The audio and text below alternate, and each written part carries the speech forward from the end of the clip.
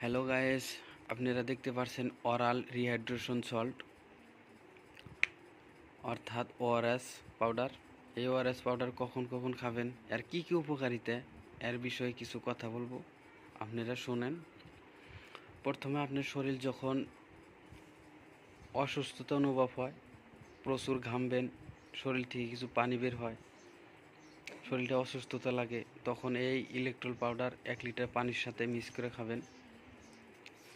আপনার শরীরটা বহুত সুস্থতা অনুভব করবে।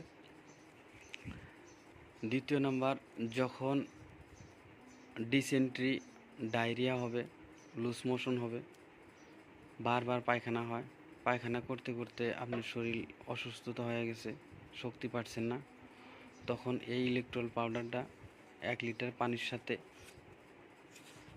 বয়েল করে মিক্স করে খাবেন।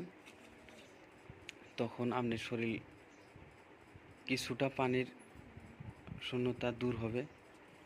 তৃতীয় নাম্বার, আপনার শরীর যখন বিপিটা ল হবে, ব্লাড প্রেশারটা কমে যাবে, তখন আপনার শরীর অসুস্থতা অনুভব করবে, তখন এই পাউডারটা 1 লিটার পানির সাথে খাবেন।